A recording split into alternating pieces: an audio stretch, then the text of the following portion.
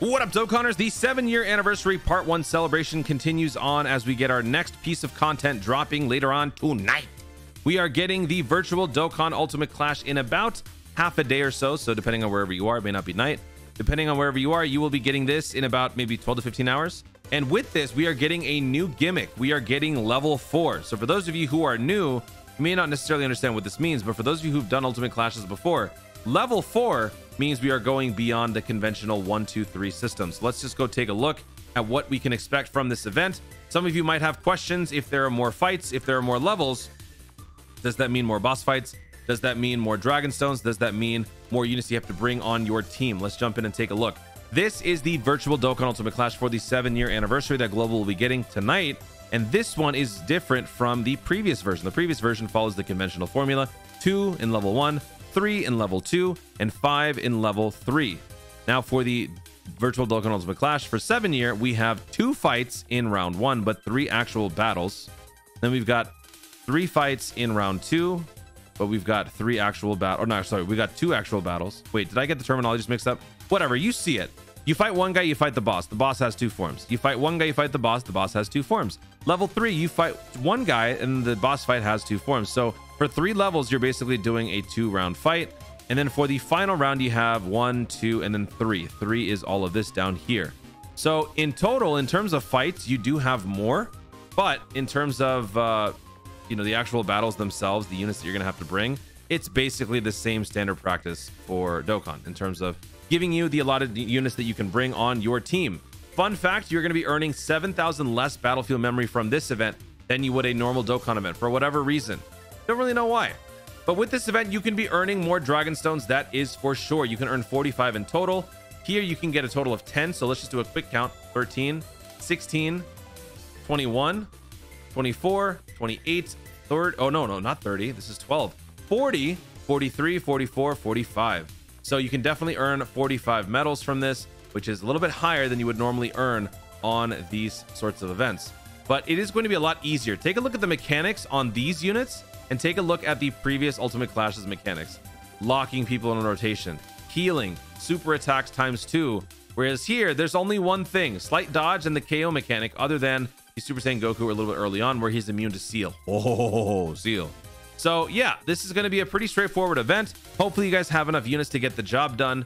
Most of you have probably summoned on the 7-year anniversary banner, so even if you didn't pull any units, you probably have several able-bodied units, characters to bring on your team. These are the extra missions that we're getting for this particular stage. The 5 dragon stones, a sticker, a couple of medals, and the Elder Kai. You might be wondering, with multiple forms, Toon, are you going to have to do the entire fight over again if you lose at a certain point?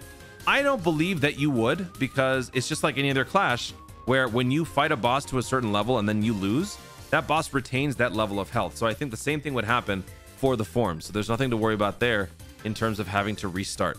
So that is pretty much how it works for the Dokkan Ultimate Clash.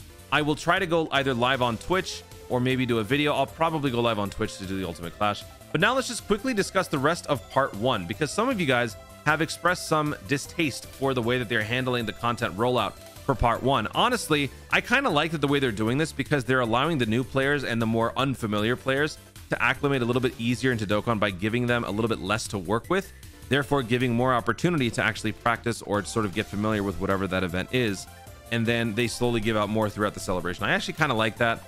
For the red zone, we only have the first 2 stages: Legic Lud and Turles, and where's the other one? Turles and Lord Slug. That's it. So these are the only 2 that are available. Pro tip for me, if I were you and you're new to this, I would work on the GT ones first, the first 2 stages.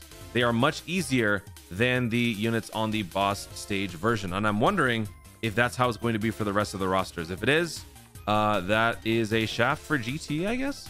But yeah, these 2 are only out. They will give us the next 2 during the second part of the celebration. Same goes for this one as well. We will get General Rildo and Baby Vegeta right here. So yeah, that one's gonna be fun, because look at all the other mechanics. We can't nerf them, we can't lower their defense. This dude can nerf you, lower you. Then he's got an AoE and Sealer. Oof, that is not going to be pretty. So that's what we're looking at for Red Zone. And then moving on, we got Boss Rush, which is basically a collection of 5 Dokkan events mixed into one. That's easy, 35 stones. We've also got the multiple missions that have released for the Legendary Goku and Vegeta event.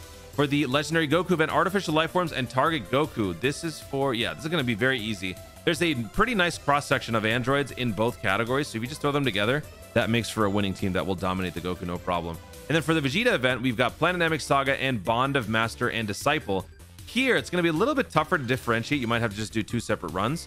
But yeah, if you summon on the 7-year anniversary banners, chances are you probably have the LR Full Power Frieza. And this is probably going to be a very fun time for you to try it out for the first time. Just keep in mind that because you're fighting Vegeta on this event, there is not going to be any sort of guaranteed critical hit scenario. So moving on now, what else do we got here? That's the Dokkan Ultimate Clash. That is pretty much it. So that is what's going on during the 7-year anniversary. Actually, you know what? One real quick thing let me talk about in part 1. Same thing goes for the story events in part 1. Some of you guys might be upset, but I like the way that they're doing this because it gives you time to not only farm everything up from these story events, but do it for free and responsibly. Because Dokkaning responsibly is a lifestyle, folks. And there you have it.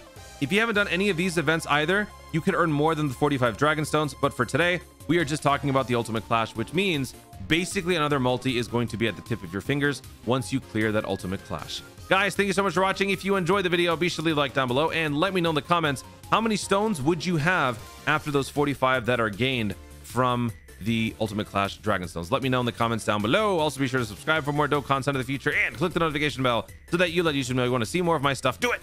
Thanks again, stay tuned, and always remember to Dokkan responsibly.